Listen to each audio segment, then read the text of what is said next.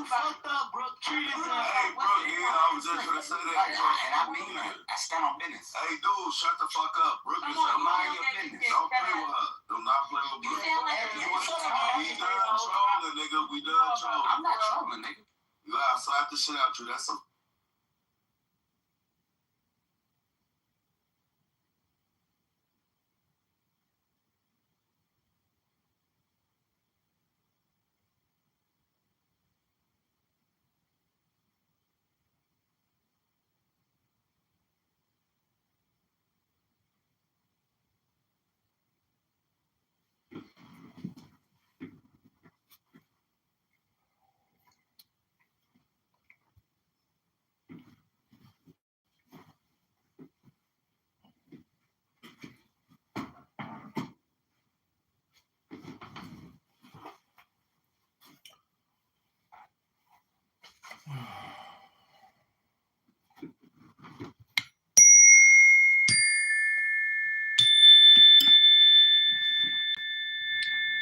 No more doubt than the unhappy priest had found the fatal grimoire.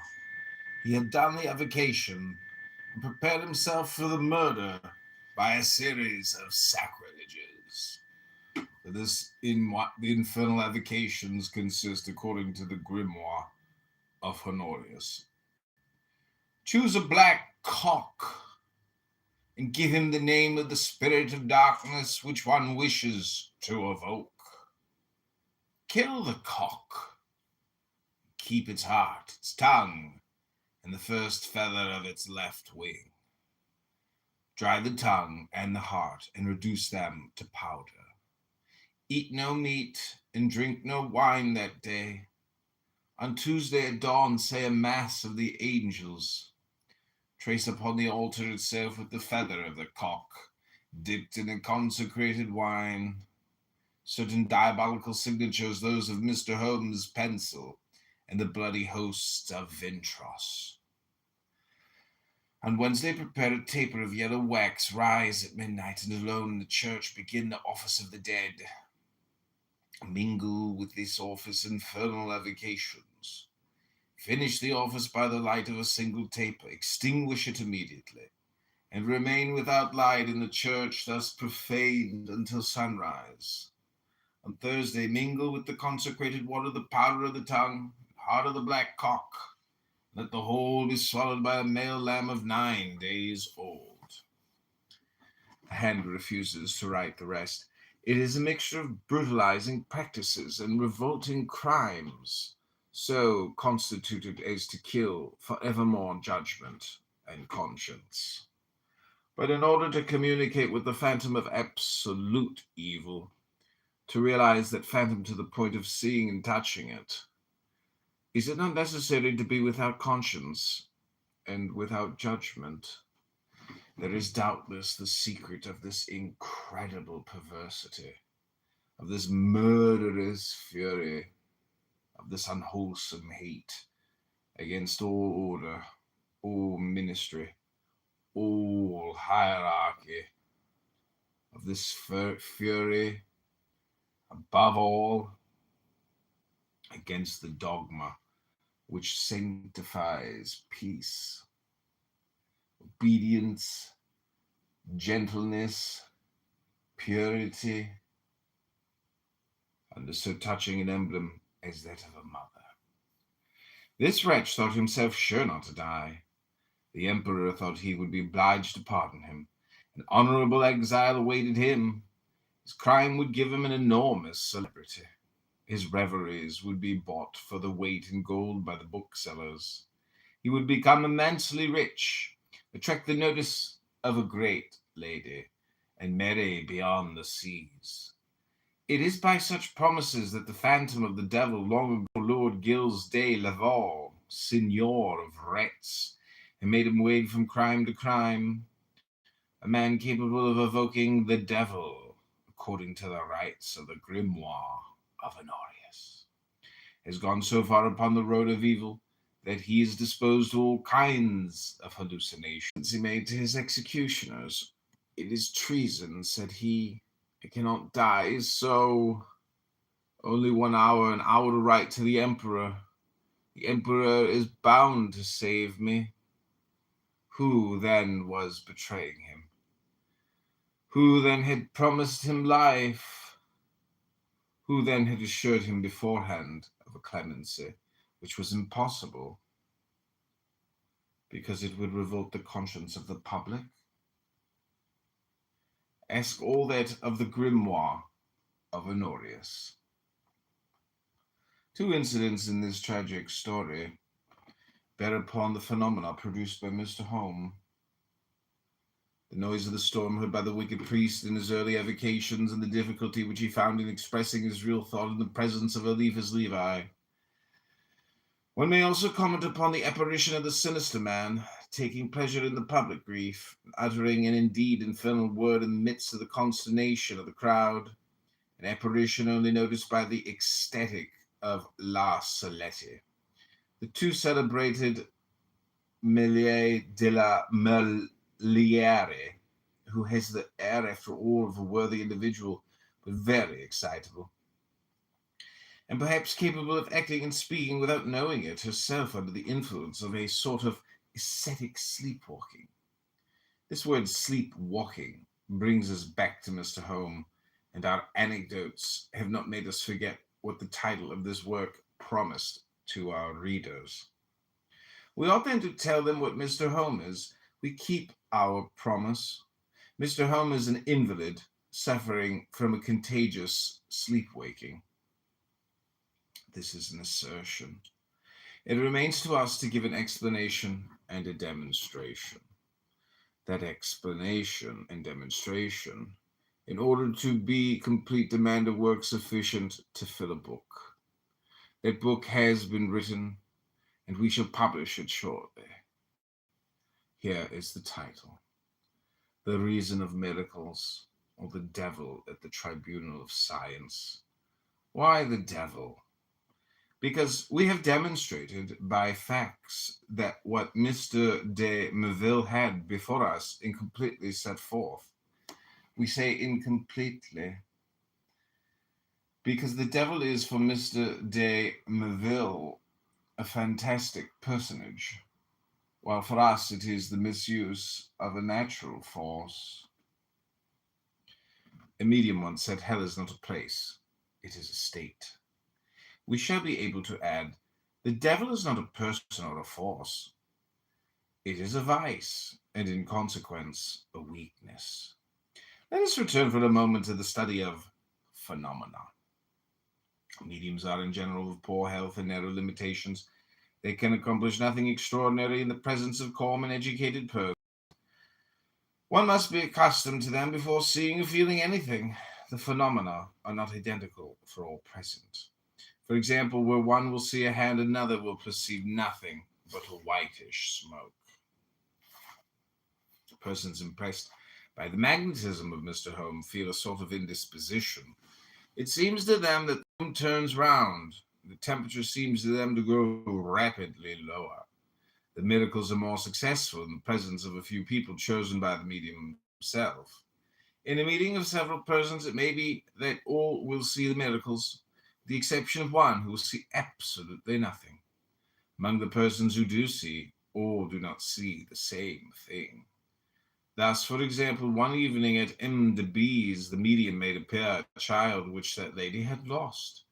M. de B. alone saw the child. Count de M. saw a little whitish vapor in the shape of a pyramid. The others saw nothing.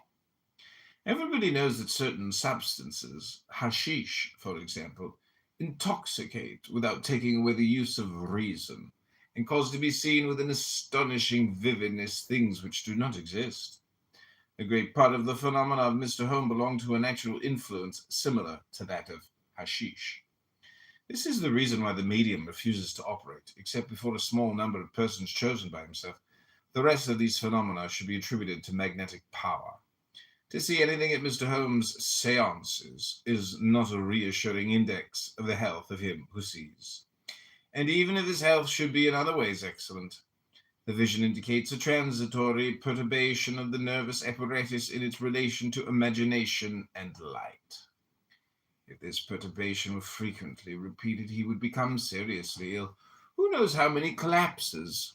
attacks of tetanus, insanities, violent deaths, the mania of table turning has already produced. These phenomena become particularly terrible when perversity takes possession of them. It is then that one can really affirm the intervention and presence of the spirit of evil. Perversity or fatality. These pretended miracles obey one of these two powers. As to Kabbalistic writings, the mysterious signatures, we shall say that they reproduce themselves by the magnetic intuition of the mirages of thought and the universal vital fluid. These instinctive reflections may be produced if the magic word has nothing arbitrary in it. And if the signs of the occult sanctuary are the natural expressions of absolute ideas, it is this which we shall demonstrate in our book. But in order not to send back our readers from the unknown to the future, we shall detach beforehand 2 chapters of that unpublished work, one upon the Kabbalistic word, the other upon the secrets of the Kabbalah, and we shall draw conclusions which will complete in a manner satisfactory to all the explanation which we have promised in the matter of Mr. Home. There exists a power which generates forms. This power is light.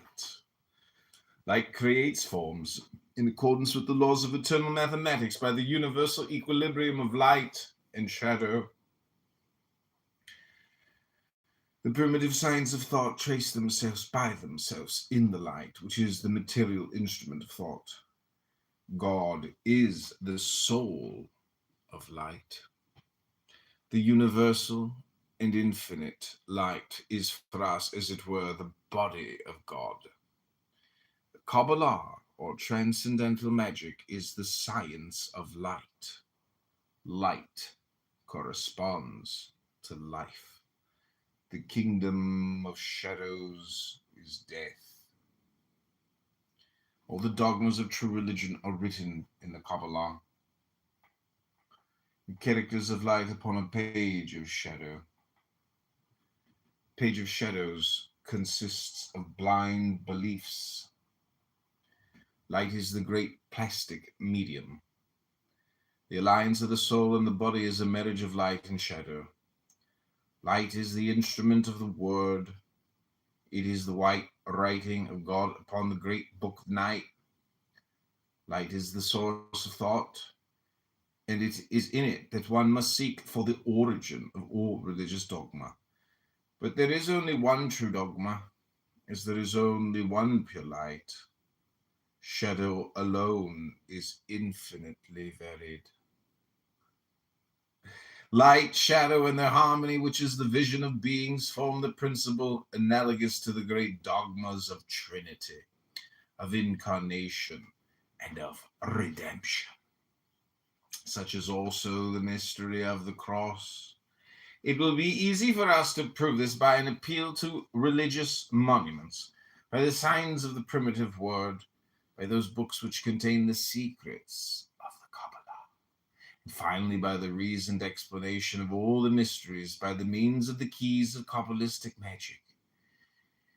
In all symbolisms, in fact, we find ideas of antagonism and of harmony, producing a Trinitarian notion in the conception of divinity, following which the mythological personification of the 4 cardinal points of heaven completes the sacred septenary, the base of all dogmas and of all rites. In order to convince oneself of it, it is sufficient to read again and meditate upon the learned work of Dupuy, who would be a great Kabbalist if he had seen a harmony of truths where his negative preoccupations only permitted him to see a concert of errors. It is not here our business to repeat his work, which everybody knows, but it is important to prove that the religious reform brought about by Moses was altogether Kabbalistic. The Christianity in instituting a new dogma has simply come nearer to the primitive sources of the teachings of Moses, and that the gospel is no more than a transparent veil thrown upon the universal and natural mysteries of Oriental initiation. A distinguished but little known man of learning, Mr. P. Lacord, in his book on the Elohim or Mosaic God, has thrown a great light on that question and has rediscovered in the symbols of Egypt all the allegorical figures of Genesis. More recently, another courageous student of vast erudition, Mr. Vincent de Irione, has published a treatise upon idolatry among both the ancients and the moderns, in which he raises the veil of universal mythology. We invite conscientious students to read these various works, and we confine ourselves to the special study of the Kabbalah among the Hebrews. The Logos, or Word, being, according to the initiates of that science, the complete revelation, principles of the Holy Kabbalah are to be found reunited in the signs themselves of which the primitive alphabet is composed. Now, this is what we find in all Hebrew grammars. Subnote, this is all deliberately wrong. That Levi knew the correct attributions is evident from a manuscript annotated by himself. Levi refused to reveal these attributions rightly enough, as his grade was not high enough, and the time not ripe. Note the subtlety of the form of his statement. The correct attributions are in Liber 777. There is a fundamental and universal letter which generates all the others. It is the IOD. There are two other mother letters opposed and analogous among themselves, the Aleph and the Mem, according to others, the Shin. There are 7 double letters, the Beth, the Gimel, the Daleth, the Kapf, the Peh, the Resh, and the Tau. Finally, there are 12 simple letters in all 22. The unity is represented in a relative manner by the Aleph. The ternary is figured either by Iod Mem Shin or by Aleph Mem Shin. The septenary by Beth Gimel Daleth Kaf Peh Resh Tau. The duodinary by the other letters. The duodinary is the ternary multiplied by 4, and it re-enters thus into the symbolism of the septenary. Each letter represents a number, each assemblage of letters a series of numbers. The key of the mysteries. The numbers represent absolute philosophical ideas. The letters are shorthand hieroglyphics. Let us see now the hieroglyphic and philosophical significations of each of the 22 letters. Vide Balarmin, Rushlin, Saint Jerome, Kabbalah Denudata, Sefer Yetzirah, Technica Curiosa of Father Schott, Picus de Mirandola, and other authors, especially those of the collection of Pistorius. The mothers, the Eod, the Iod, the IOD, the absolute principle, the productive being, the Mem, spirit, or the Jachin of Solomon, the Shin, matter, or the column called Boaz, the double letters Beth, reflection, thought, the moon, the angel Gabriel, prince of mysteries, Gimel, love, will, Venus, the angel Anael, prince of life and death, Daleth, force, power, Jupiter, Sachiel, Melech, king of kings, Kaf, violence, strife, work, Mars, Samael, Zebaoth, prince of phalanges, Peh, eloquence, intelligence, Mercury, Raphael, prince of sciences, Resh, destruction and regeneration, time, Saturn, Cassiel, king of tombs and of solitude, Tau, truth, light, the sun, Michael, king of the Elohim.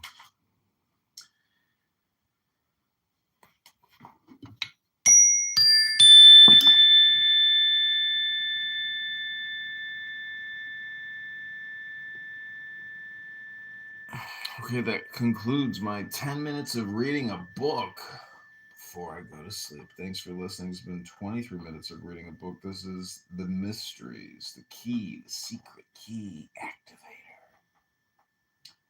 of Eliphas Levi. The Key of the Mysteries. Good night, everybody. Hope you enjoyed. Hit that like button, subscribe, and share now.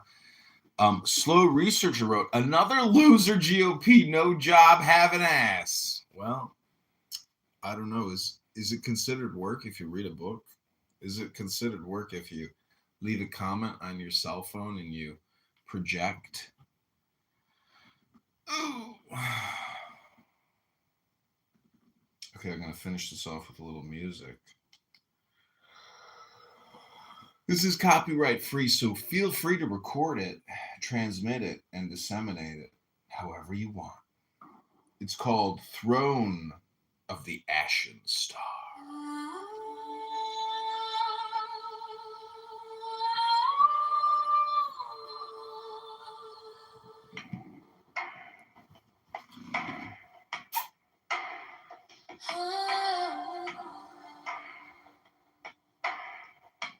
White chalk on the floor, all names in a circle of scars, copper on my tongue,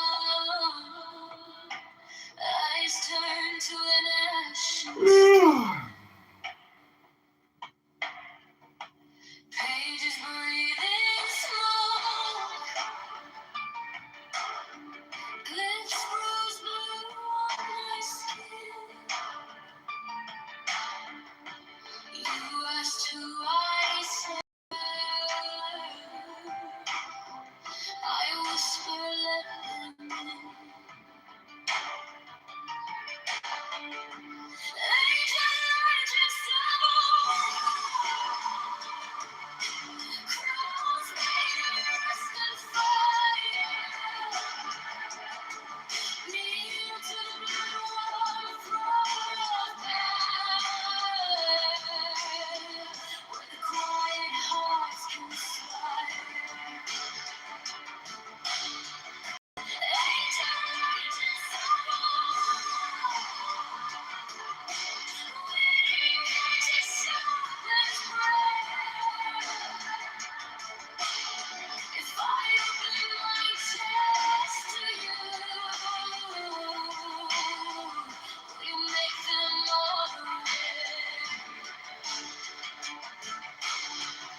Steel wings in the glass, footsteps in the static air, helmets full of light, but the gaze is cold and bare. They speak in broken sign, words like hammers on my bones. Promise me a kingdom built from shattered oaks and thorns. Agent trouble, crows roost and fire. Kneel to the warm throne of power, where the quiet hearts conspire.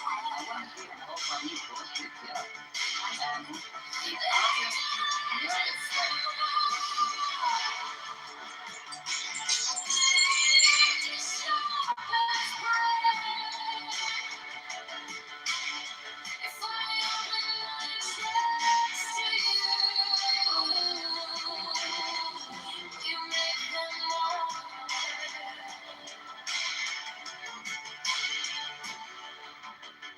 Take my pulse, count each sin.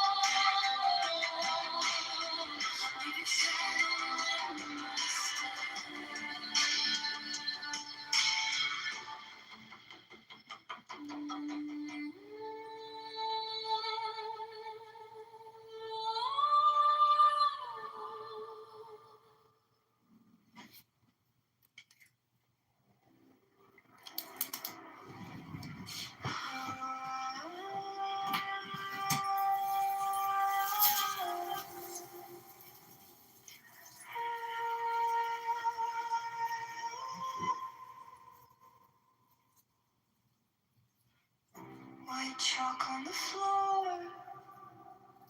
Old names in a circle of scars.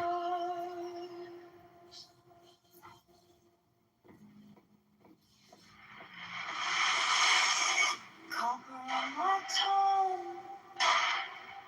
Eyes turn to an ashen star.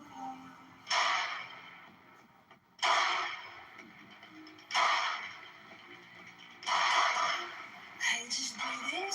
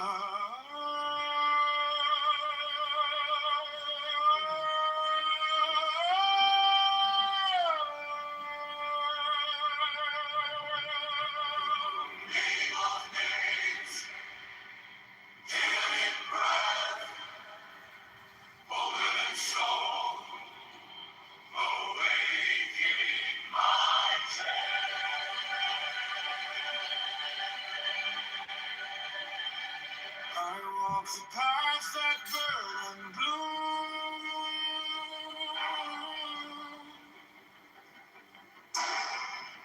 10 bright doors in a living room of stars. Whispered sounds I can barely say, yet they carve my heart like clay.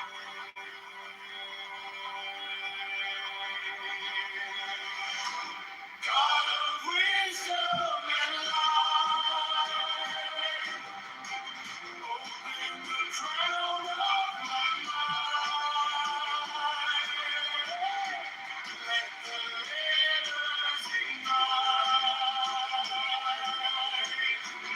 Turn my darkness into sunshine. On the tree of secret fire.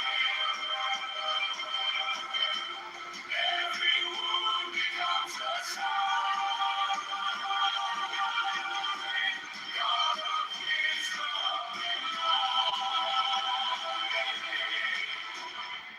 Write your glory into mine. Gold on black in a book of fame.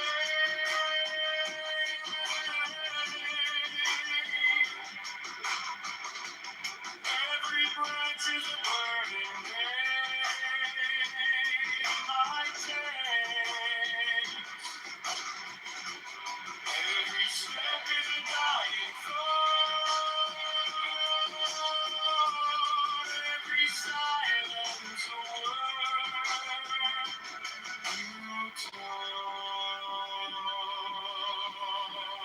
God of wisdom and light, open the crown of my mind.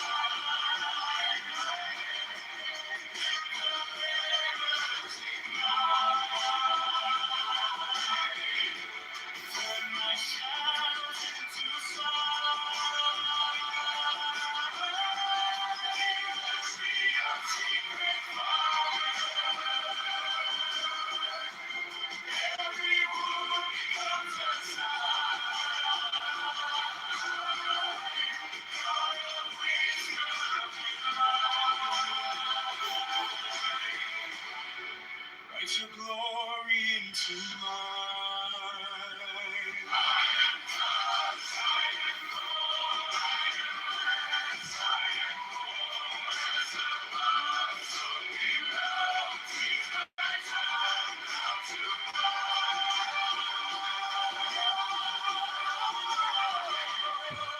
of wisdom and